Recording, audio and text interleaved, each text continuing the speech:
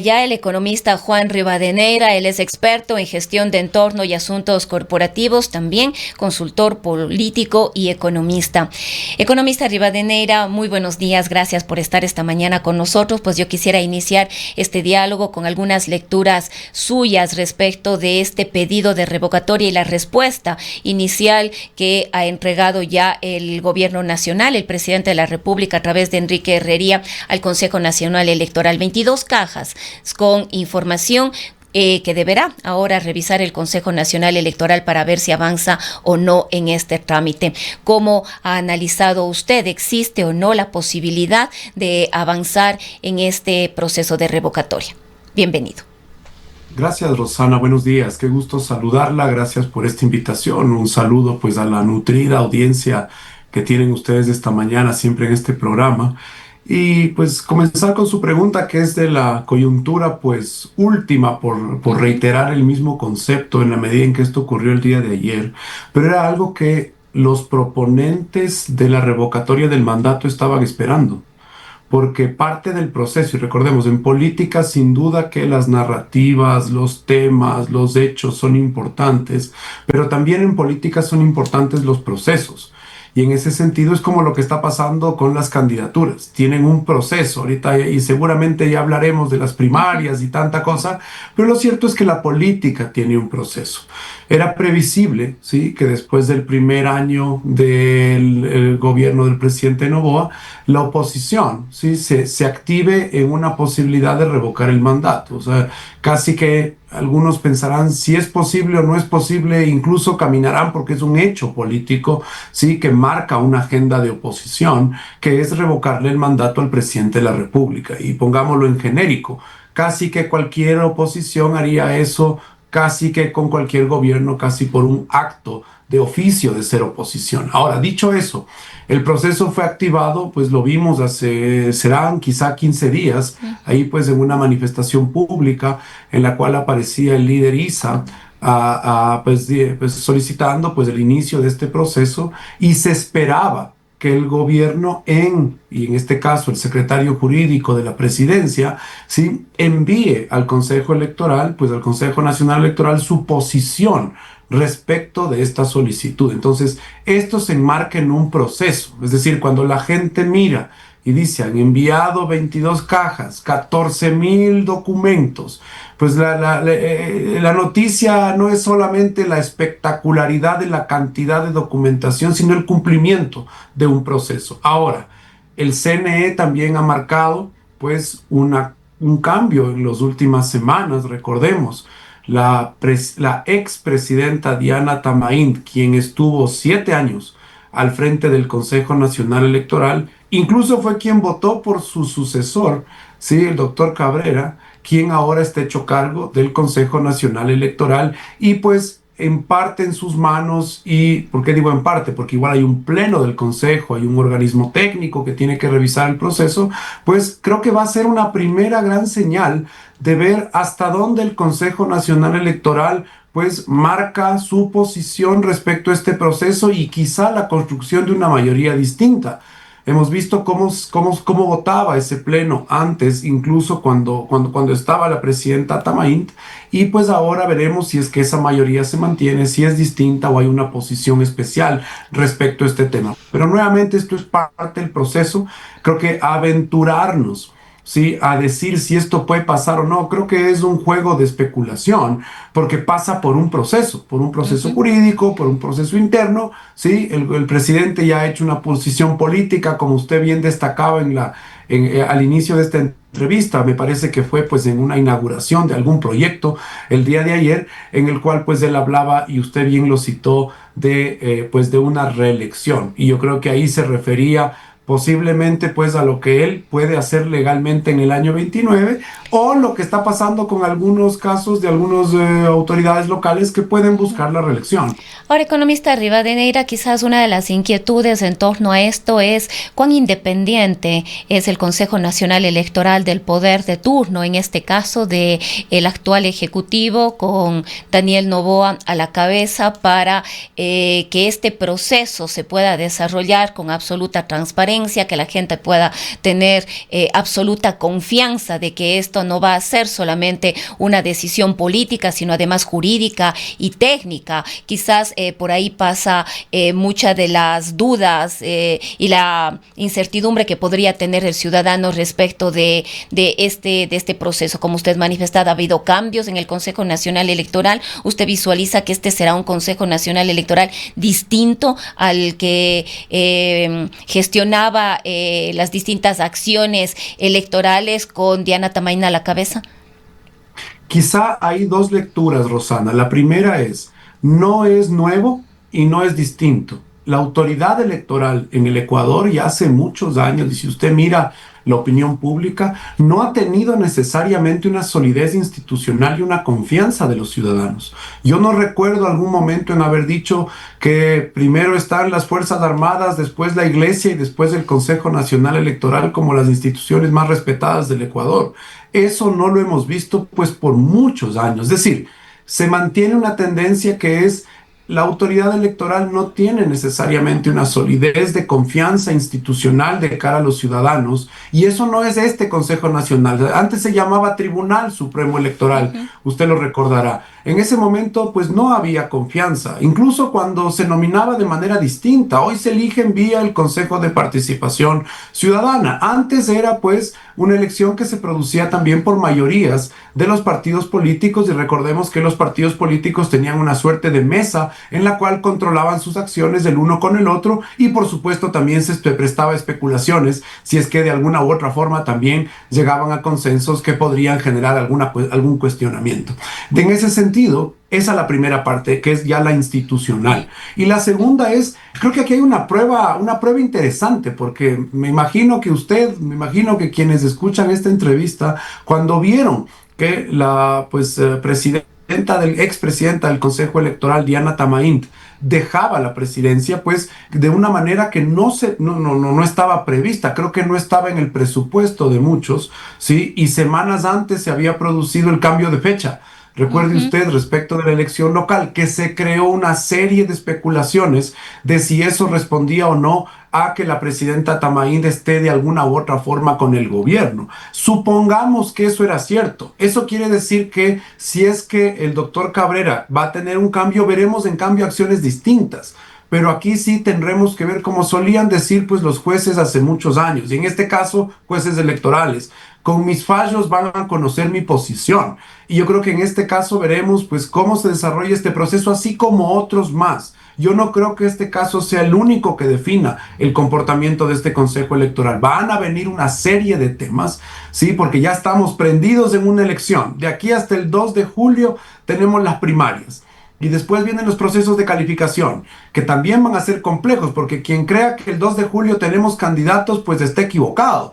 El 2 de julio tenemos recién los que salieron de las primarias, y después entran un proceso de calificación. Vamos a ver quién queda y quién sale. Ahora, y ahí también pues nos se prestará esto preguntamos, para ver en las acciones sus posiciones. antes de entrar al tema de las primarias y en la coyuntura actual, quizás valdría la pena también algún análisis suyo sobre si la Corte Constitucional se pronunciará de manera oportuna sobre este cambio de fecha en las elecciones que se adelantó para el mes de noviembre, o simplemente llegaremos al día de las votaciones y cualquier pronunciamiento posterior será ya frente a cosa realizada, juzgada, como se dice. La verdad es que entraría quizá en una zona de especulación, no tendría una noción de cuál es la priorización de temas, sin lugar a dudas que siendo un hecho electoral que va a ocurrir relativamente pronto, uno podría pensar que la Corte tendría pues que buscar un pronunciamiento pronto, pero nuevamente será la acción de la Corte la que determine aquello, y de ahí yo creo que en política hay veces que también los procesos entran casi que en esta suerte de tobogán, y usted cuando esté en un tobogán, por más que se quiera agarrar de las paredes, no puede, y ya el proceso continúa. Me parece que había especulaciones, incluso recuerde usted, Rosana, de que el cambio en el Consejo Electoral iba a producir que las elecciones retomen el 14 de febrero del próximo año, como una fecha de desarrollo de las mismas, y hasta el sol de hoy eso no ha ocurrido. Entonces, la pregunta es, ¿va a cambiar realmente la forma de manejarse el Consejo o pues en manos del doctor Cabrera tendremos más bien una continuidad de la forma en que se ha llevado el Consejo? Entramos nuevamente en una zona de especulación y creo que las acciones que ellos revelen nos determinarán precisamente qué va a ocurrir.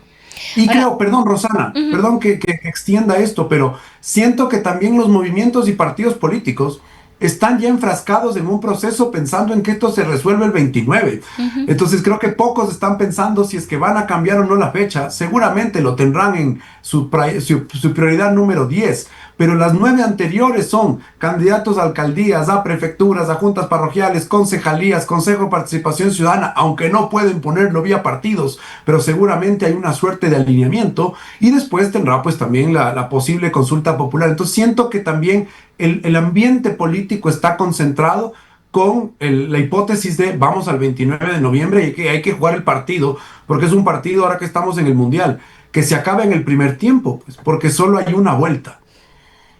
Ahora, precisamente está abierto ya el periodo para que las organizaciones políticas desarrollen sus procesos de democracia interna, las elecciones primarias, como las conocemos, pero esto indiscutiblemente ha generado algunas complicaciones, sobre todo en algunas organizaciones políticas, considerando también las decisiones del Consejo Nacional Electoral, las resoluciones del CNE, la Revolución Ciudadana fuera. Entendemos que en distintos lugares del territorio nacional estarán buscando alianzas, buscando movimientos para que auspicien sus candidaturas.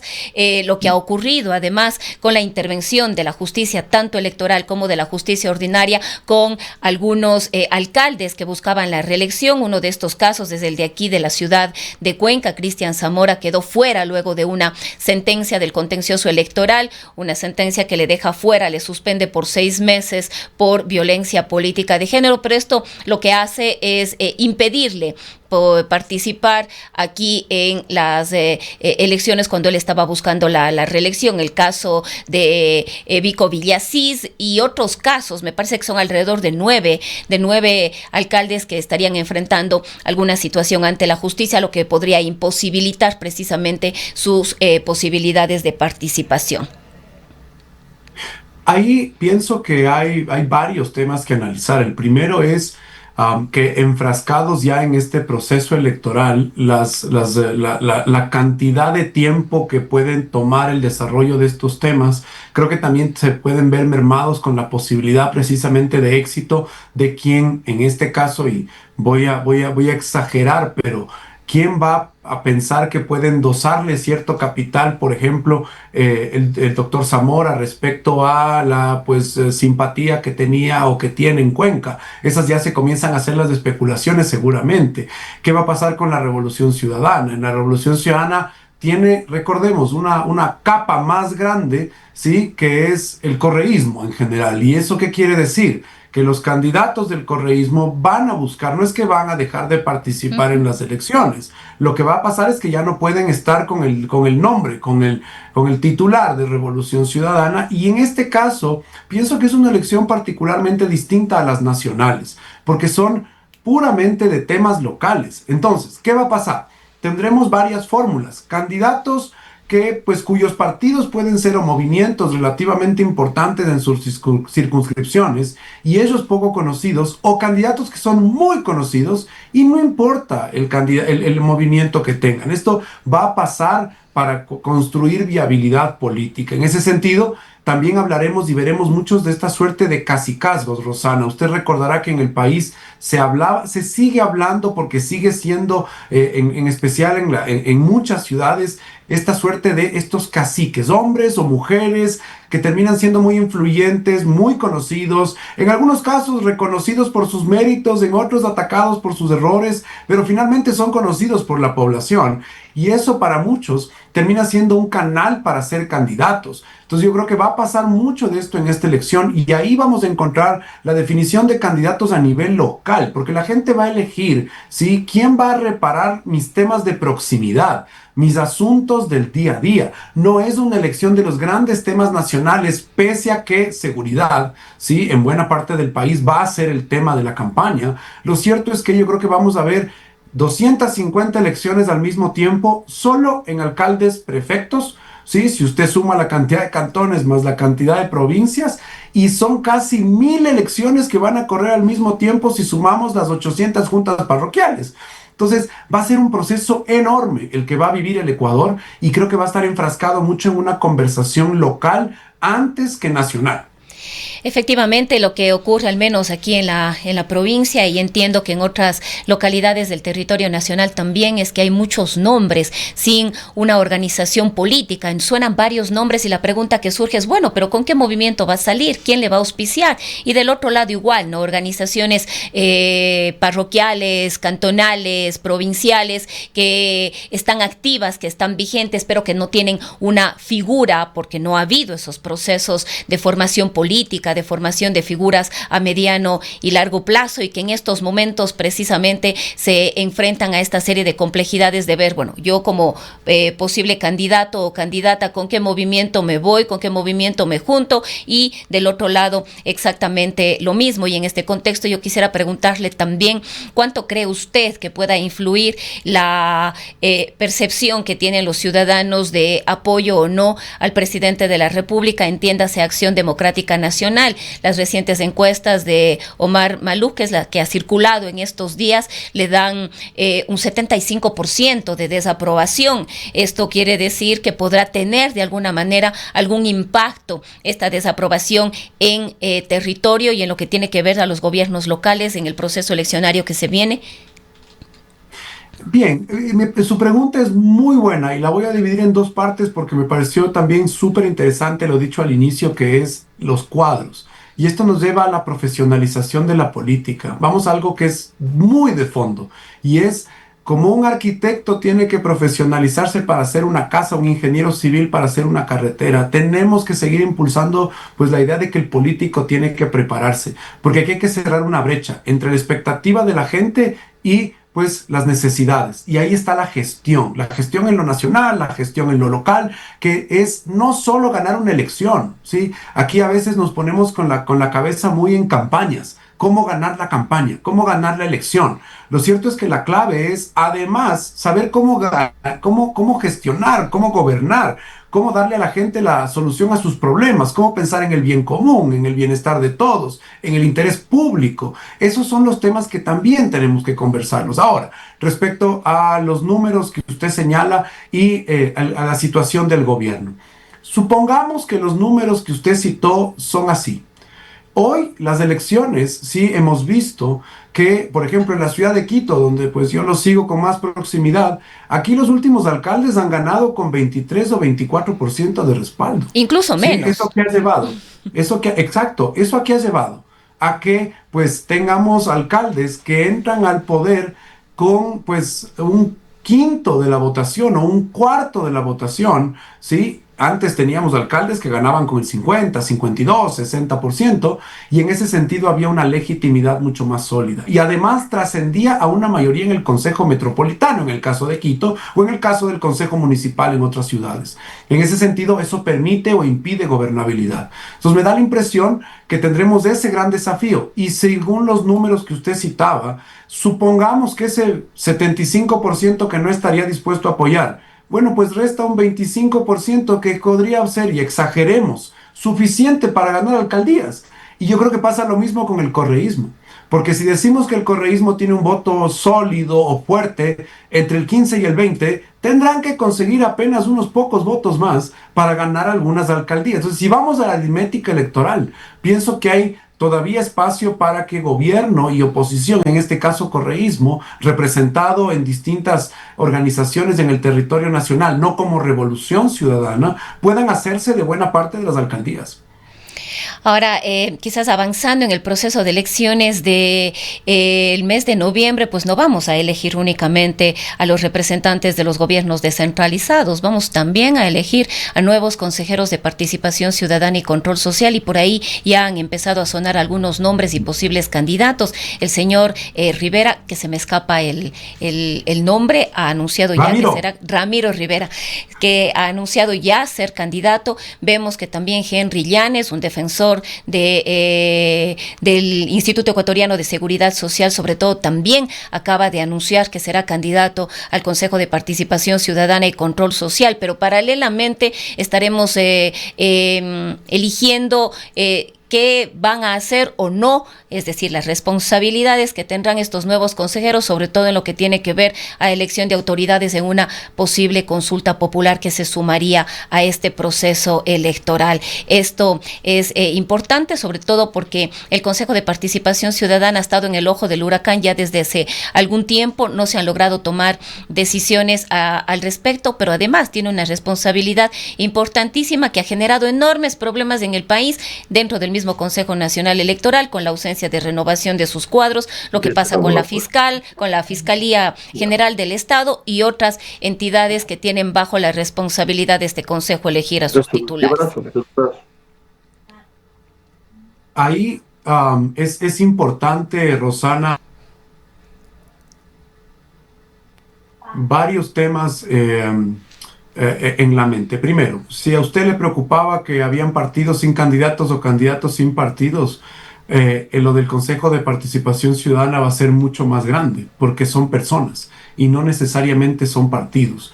Ya de sobra hay movimientos locales. Sí, sabemos que son más de 200 movimientos locales y nacionales que podrían participar en esta elección. Entonces, casi que espacio sobra para pensar en candidaturas locales. Ahora, en el caso del Consejo de Participación Ciudadana, sí, como son candidaturas de personas, sí, no, ya recordemos lo que pasó en su momento con la famosa Liga Azul y todo lo que ocurrió respecto al juzgamiento de la participación, pues coordinada aparentemente con un partido político, pues se presentan candidaturas personales, que ahí van a tener una alta demanda de conocimiento. Es decir, de personas que los conozcan, porque finalmente uno va a tender a votar por alguien que conoce. Casi nadie vota por alguien que no conoce.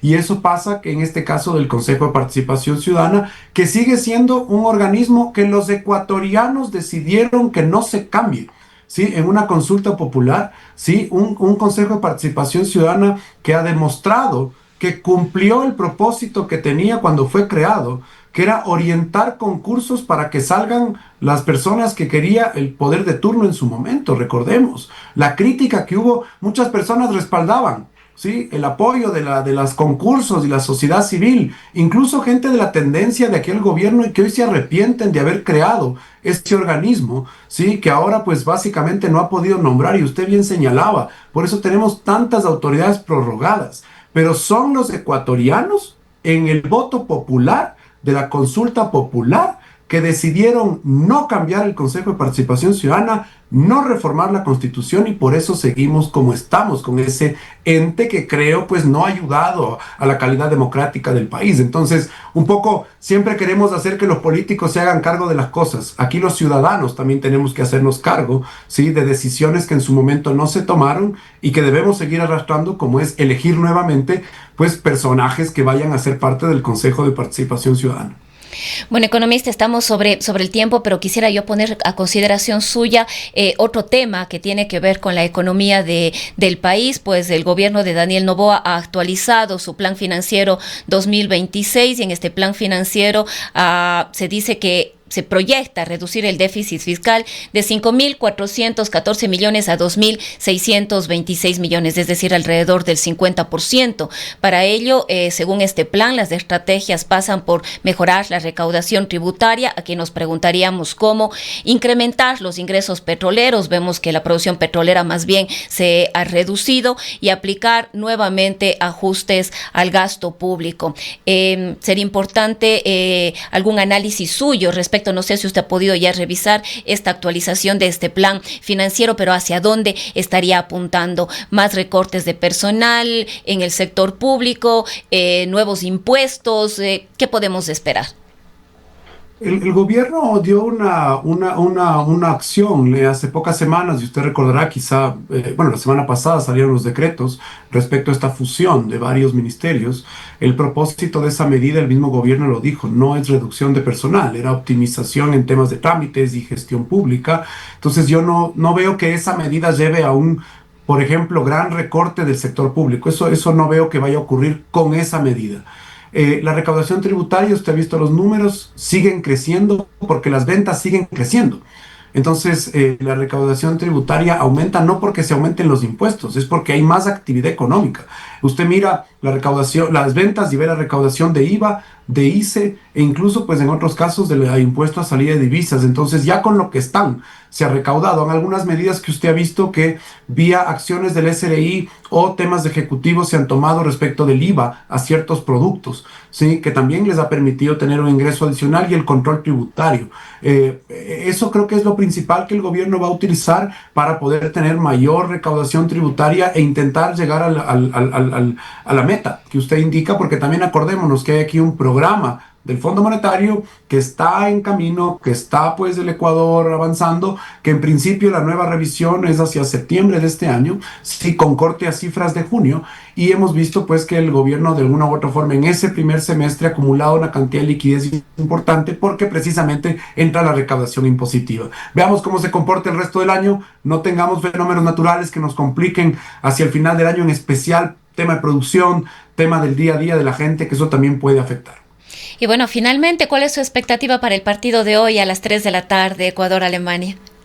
Con más esperanza que cualquiera, mi querida Rosana. Esperemos que el Ecuador le vaya muy bien y pues todos estemos contentos al final del día. Muchísimas gracias, doctor Rivadeneira, por habernos acompañado. Gracias a usted, un buen día, gracias. Un saludo a su audiencia. Ha sido el economista Juan Rivadeneira.